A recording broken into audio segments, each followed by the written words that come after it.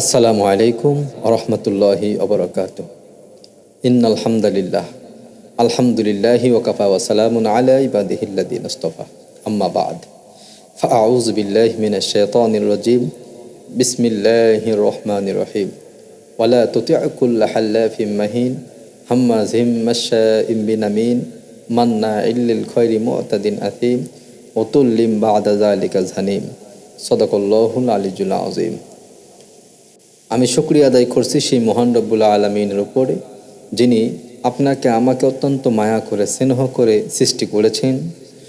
আজ এই কোরআন সবক অনুষ্ঠান ও আলোচনা সভায় আসতে পেরে আমরা সকলেই শুকরিয়া আদায় করছি। আমরা সকলে পড়ছি আলহামদুলিল্লাহ।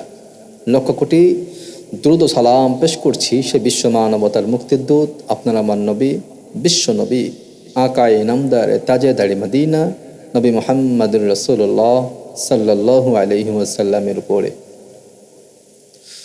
আমার সামনে যেনারা উপস্থিত আছেন, আমি সবচাইতে নগণ্যতম একজন বান্দা। শিক্ষা দীক্ষায় সবচাইতে আমি কম। আমাকে কথা বলার সুযোগ দিয়েছেন, এজন্য আমি নিজেকে ধন্য মনে করছি। আমি আমার পক্ষ থেকে সকলকে ধন্যবাদ জানাচ্ছি, শুকরিয়া জানাচ্ছি যে আপনারা এত বড় বড় ওলামা ইকরামদের মাঝেও আমাকে কথা বলার সুযোগ দিয়েছেন। আমার পাশে উপস্থিত আছেন হযরত মাওলানা আনসারুল হক মিজান সাহেব ঢাকা, উপস্থিত আছেন হযরত মাওলানা মুফতি আব্দুল্লাহ মামুন নিজামী সাহেব ঢাকা, উপস্থিত আছেন আব্দুল কাইয়ুম আস-সাঈদ ঢাকা, উপস্থিত আছেন হযরত মাওলানা আবু নাসের সাহেব ঢাকা, উপস্থিত আছেন রাজনীতি ব্যক্তিত্ব জনাব মোহাম্মদ আলমগীর সাহেব, উপস্থিত আছেন জনাব মোহাম্মদ শহীদুল্লাহ সাহেব। আমি আমার অন্তরস্থল থেকে আপনাদের সকলকে জানাচ্ছি আমার পক্ষ থেকে সালাম। আসসালামু আলাইকুম রহমতুল্লাহি ওয়া বারাকাতুহু। আজকে আমাকে যে বিষয়টা দেওয়া হয়েছে, এই বিষয়টার উপরে আমি দুই একটা আয়াত তেলাওয়াত করেছি। ওয়ালা তুতি' কুল্লা হাল্লাফিম মাহিন হাম্মাযিম মাশশাইম বিনামিন মান্না'ইল লিল খায়রি মু'তাদিন আথীম উতুল্লিম বা'দা যালিকা জানিম। এখানে বলা হয়েছে যা আপনি আনুগত্য করবেন না ওই সমস্ত ব্যক্তিদের, যারা কথায় কথায় শপথ গ্রহণ করে, যারা নিজেরাই লাঞ্ছিত, যারা একে অপরের কথাকে এক জায়গায় করে ফিতনা সৃষ্টি করে, যারা পাপাচার করে, যারা কিনা সৎ কাজের বাধা দান করে। এরকম করে 10টা অপরাধ যাদের প্রতি থাকবে, শেষে বলা হয়েছে অতুল্লিম বা'দা যালিকা জানিম। এই জানিম শব্দের অর্থ এরকম যে পিতৃপরিচয়হীন যার সন্তান। এই 10টা গুণ যাদের ভিতরে থাকবে, আমরা কোরআনের ভাষায় বলতে পারি তারা জারজ সন্তান। এক কথায় তাদের জন্মের কোনো ত্রুটি আছে, জন্মের কোনো ঠিক নাই। তো আমরা এই আয়াতের উপর আমরা এটা বুঝতে পারলাম যে সমাজে এই ধরনের মানুষ যারা থাকবে, যাদের ভিতরে 10টা গুণ থাকবে, তাদের আনুগত্য কখনোই করা যাবে না, হোক সে যেমনই হোক না কেন। এখানে আমার শ্রদ্ধেয় বড় ভাইয়েরা আছেন, ওলামা ইকরাম আছেন, রাজনীতি ব্যক্তিত্বরা আছেন, অনেক নামি দামি ব্যক্তি আছেন, কিন্তু আমি তো কখনো একজন মুসলিম হয়ে কোরআনের বিপক্ষে চলতে পারি না। কোরআন যেভাবে আমাকে গাইডলাইন দিবে আমি তো সেইভাবেই চলব। আমি আমার কোরআনের বিপক্ষে তো চলতে পারি না, যদিও কিনা তাদের ভিতরে এমন এমন গুণ আছে। তবে আমি আপনাদেরকে বলছি, আমাদের এই সমাজে অনেক মানুষ আছে, তাদের মাথার ভিতরে সত্যিকার অর্থে ব্যাপক ব্রেন, ব্যাপক মেধা, তারা মেধাগুলো কাজে লাগাচ্ছে না। তারা সমাজের মানুষের উপকারের জন্য কোনো কাজে লাগাচ্ছে না। তারা ব্যক্তি জীবনে নিজেদের আধিপত্য বিস্তার করার জন্য, নিজেদের ধন সম্পদ, নিজেদের ফ্যামিলি, নিজেদের পরিবারকে সুন্দর এবং সুখী রাখার জন্য তারা সব কিছু করতে রাজি আছে, সব কিছু করতেছে। কিন্তু আল্লাহ পাক রব্বুল আলামিন আমাদের যাদেরকে দায়ী হিসেবে দুনিয়াতে পাঠিয়েছেন, আমাদের কাছে একটাই মাত্র কথা, কোরআন এবং হাদিস, বিশ্ব নবীজির বলে যাওয়া কথাগুলো আমাদেরকে অক্ষরে অক্ষরে পালন করতে হবে। যদি আমরা করতে পারি, কাল কিয়ামতের ময়দানে আল্লাহ পাক রব্বুল আলামিন আমাদেরকে সম্মানের জায়গায় স্থান দিবেন, সম্মানের জায়গায় আমাদেরকে পৌঁছায় দিবেন। যদি কিনা আজকে আমরা মনে করি যে তাদের সাথে চলে, তাদের সাথে ফিরে আমরা হয়তোবা আমাদের জায়গা ঠিক রাখতে পারবো, কিন্তু আমি আপনাকে বলি, আল্লাহ সুবহানাহু ওয়া তাআলা কুরআনুল কারীমের ভিতরে সূরা কলমের ভিতরে যে আয়াতটা আমি তেলাওয়াত করলাম তার পরপরই আল্লাহ বলেছেন সানাসিমুহু আলাল খুরতুম।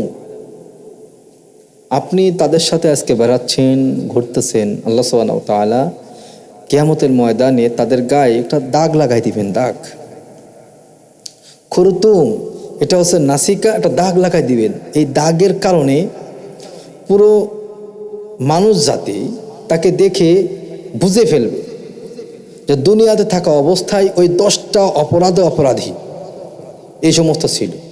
আজকে আমাদের ভিতর থেকে, ওলামা ইকরামদের ভিতর থেকে হোক আর আমাদের সমাজের সাধারণ মানুষ হোক না কেন, বা আপনি তাকে চিনতে পেরেছেন, বুঝতে পেরেছেন এই 10টা কাজ তার ভিতরে আছে, সেগুলো করে, আর আপনি তাদের সাথে যদি লেগে যান, মিশে যান, তাহলে কাল কিয়ামতের ময়দানে আপনিও তাদের অন্তর্ভুক্ত হবেন।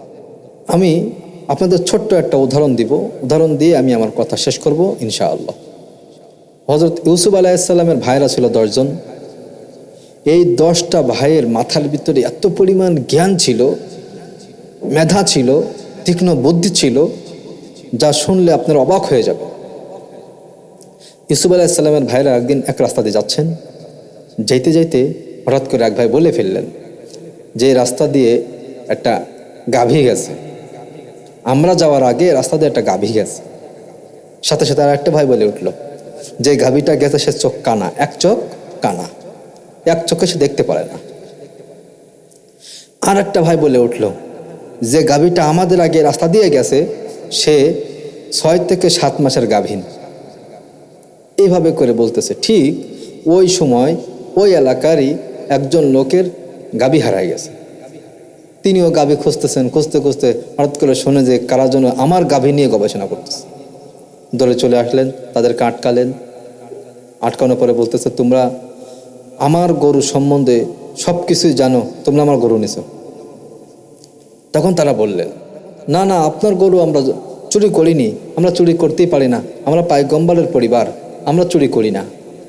তা চুরি যখন করবা না তাহলে বুঝলে কেমনি যে এমনি দিয়ে একটা গাভিন গেছে, তো বকনাও হতে পারতো।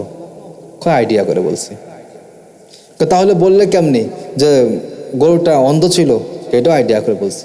কয় না, আমি তোমাদের কথা বিশ্বাস করি না, আমার সাথে চলো। রাজার দরবারে নিয়ে গেলেন। বাদশাহ দরবারে নিয়ে যাওয়ার পরে এখন বলতেছে, এই তোমরা কি চুরি করছো নাকি?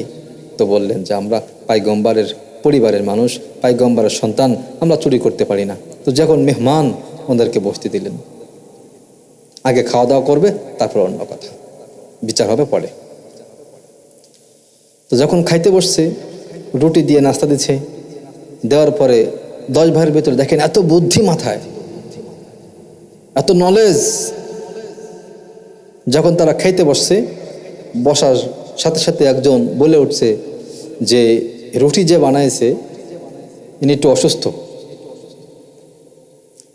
কেমন অসুস্থ এটা আমরা সমাজে না এখন না বলি।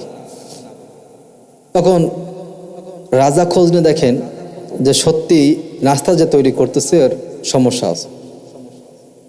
এরপরে বললেন যে এই জামানার যে বাচ্চা কানে কানে বলছে, আর এক ভাই আর এক ভাইকে বলছে যে যে বাচ্চা আছে, এই বাচ্চা হলো, এই বাচ্চার জন্মের সমস্যা আছে। বাচ্চাও জানে যে তার জন্ম নিয়ে একটু বিতর্ক আছে। হঠাৎ করে উনি শুনে চমকা উঠলেন যে এরা জানলো কিভাবে? বসে গরুর চিন্তা ভাবনা পরে খাওয়া দাওয়া হোক, আগে বিচারিটা। খাওয়া দাওয়া শেষ করলো, করার পরে বলছে, এবার দেখো, এদিকে আসো, তোমরা যে রুটি খাচ্ছ, আমি তোমাদেরকে যে রুটি দেওয়া হয়েছে, রুটি সাফ করা হয়েছে তোমাদের সামনে। খাওয়া দাওয়া শেষ করার পরে তাদেরকে এক জায়গায় বসায়া তাদের কাছে বলতেছেন যে রুটি যে বানাচ্ছে সে যে অসুস্থ, তোমরা বুঝলে কি করে? এই গায়েবী খবর তোমাদের কাছে কে দিল? তখন বললেন, না, এটা আমরা আইডিয়া করে বলেছি। কেমন আইডিয়া করে বলেছো? যা বলেছো ঠিক তাই হয়েছে। কেমন আইডিয়া করলে বলো? আমরা দেখেছি যে রুটি বানিয়েছে, রুটির মাঝে মাঝে কাঁচা কাঁচা আছে। এই কাঁচা থাকার কারণে বুঝলাম যে কোনো মহিলা যদি অসুস্থ থাকে বা সমস্যা থাকে, তাহলে তার রান্না বাড়ার ভেতরে সমস্যা হতে পারে। তো মহিলাদের সামান্য সাধারণ যে সমস্যা হয়, মাসের যে সমস্যা হয়, সে সমস্যা আছে। সত্যি সত্যি খেটে গেল। এখন বলল যে তুমি যে বললে, তার আগে একটা কথা বলে নি, যে তামাম পৃথিবীতে হিন্দু বলেন, খ্রিস্টান বলেন, বৌদ্ধ বলেন, যাই বলেন না কেন, এদের ভিতর থেকে কেউ যদি ওলামায়ে কিরামদেরকে, কোরআন পড়নেওয়ালা মানুষদেরকে কেউ যদি গালি দেয়, তাহলে তাদের সম্বন্ধে বলা হয়েছে তাদের জন্মের ভিতরে ভেজাল আছে। সে যেই গোষ্ঠীরই হোক না কেন, সে যে ধর্মেরই হোক না কেন, সে যেই হোক না কেন। রাজা বলছেন, ঠিক আছে, তোমরা কি করে বুঝলে যে রাজার জন্মের ত্রুটি আছে? তখন 10 ভাইয়ের ভিতরে একজন বলছেন, এটা আমরা ধারণা করে বলেছি। কেমন ধারণা? বলছে, আমরা তো মেহমান, আর যাদের কাছে আসা হয় তারা হলো মেজবান। তো নবীর সুন্নাত হিসেবে এরকম যে মেহমানের সাথে মেজবানেরও বসে খাওয়ার নিয়ম রয়েছে। সে যখন বসলো না, সেটা বুঝলাম যে জন্মের মধ্যে কোনো সমস্যা আছে। এই আমরা একটা ধারণা করে বলে দিলাম। এখন রাজা বলছেন, আচ্ছা ঠিক আছে, অসুবিধা নেই। গরু সম্পর্কে তোমরা কেন, যেহেতু গরু তোমাদের পাশে ছিল না, সামনে ছিল না, গরু তোমরা চুরিও করো নাই, কিন্তু গরু সম্পর্কে এরকম সঠিক আইডিয়া তোমরা কেমনে পাইলে? তখন তাদের ভিতর থেকে এক ভাই বলে ফেললো যে আমাদের আগে যে গরুটা গেছে রাস্তা দিয়ে, এটা বুঝলাম এমনি যে গরুটা এক চোখ কানা ছিল, তার মানে হচ্ছে এই, সে যখন রাস্তা দিয়ে গেছে যাইতে যাইতে ঘাস খাইতে খাইতে যখন যাবে বা যাওয়ার কথা, এরা আইলের 2 পাশেই আপনার ঘাস আছে, কিন্তু এক পাশে খাইতে খাইতে চলে গেছে, আর এক পাশ সে খায়নি। তো বুঝলাম সে অন্ধ, কানা, তার এক চোখ নাই। আচ্ছা ঠিক আছে, বুঝলাম। এ যে বকনা হবে তা তোমরা বুঝলে কেমন? কয় দেখেন, এটা আমরা একেবারে আইডিয়া করে বলেছি এবং পর্যবেক্ষণ করে বলেছি, ওই জায়গা দেখেছি তাই বলেছি। বকনা গরুর স্বভাব, তারা যখন ঘাস খায় তারা একেবারেই ঘাসের বেশি অংশটা গালের ভিতরে নিয়ে তারপরে খাইতে খাইতে যায়, কিন্তু আমরা লক্ষ্য করে দেখেছি যে ওরা শুধু আগা খাইতে খাইতে চলে গেছে ঘাসের। তাতে বুঝলাম এ হলো মহিলাদের স্বভাব ছাড়া কিছুই না। এ বিস্তারিত অনেক কথা আছে, ওইদিকে আমরা যাব না। এই ধারণা থেকে বুঝলাম যে এটা বকনা গরু ছাড়া কিছুই না, যেহেতু আগা খাইতে খাইতে গেছে, এটা মহিলা গরু হবে। আচ্ছা ঠিক আছে, বুঝলাম। এবার বলেন, তাহলে বুঝলেন কেমনে যে পেটে ওদের 6-7 মাসের বাচ্চা আছে? আমরা একটা ধারণা করেছি এরকম যে রাস্তাতে যখন হেঁটে যাচ্ছিলাম, একটা গরু তো 4টা পা, এই 4টা পা অবস্থায় তাদের যে পা পড়েছে আর কি, এই পায়ের সামনের 2 পাটা যেমন করে ডেবেছে, পিছনের পা একটু বেশি গর্ত হয়েছে, বেশি গভীর হয়েছে। এই গভীরতার থেকে আমাদের জ্ঞানী আসলো যে নিঃসন্দেহের পেটের ভিতরে বাচ্চা আছে। তো বাচ্চাটা বেশ বড় হয়ে গেছে। সেখান থেকে আইডিয়া করে বললাম 5-7 মাসের একটা বাচ্চা তার পেটের ভিতরে থাকতে পারে। এই বাহ, খুব চমৎকার। এখান থেকে আমি আপনাদের একটা কথা বলেই শেষ করছি আমার আলোচনা।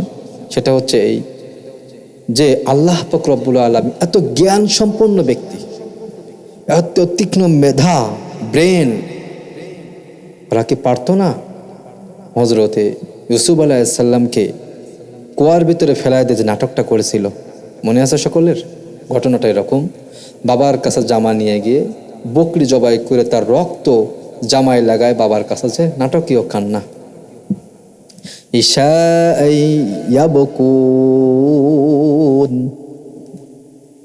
নাটকীয় কান্না, কান্নার ধরনটাও ছিল অন্যরকম। আব্বা আমার ভাইকে বাঘে খেয়ে নিয়ে চলে গেছে, আব্বা আমাদের ভাইকে মেরে ফেলছে, এরকম নাটকীয় কান্না করে বুঝাচ্ছেন বাবাকে। ইয়াকুব আলাইহিস সালাম উনি বললেন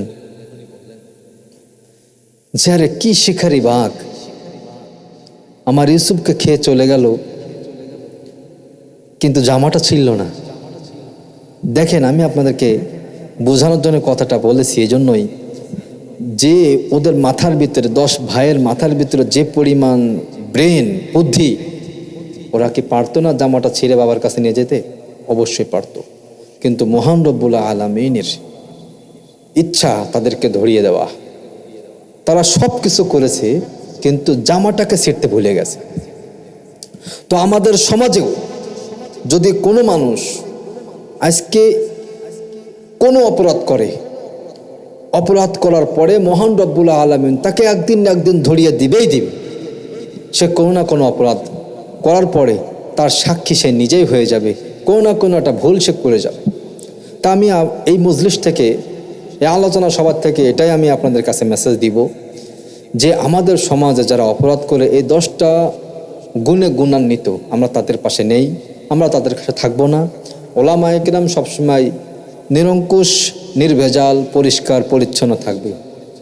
কোরআনের সঠিক আলোচনা, কোরআনের সঠিক বর্ণনা তারা সমাজে ছড়িয়ে দিবে এবং নিজে এবং নিজের পরিবার, রাষ্ট্র, সমাজ সব কিছু পরিবর্তন করার জন্য এই ওলামায়ে কেরাম তৈরি হয়েছে।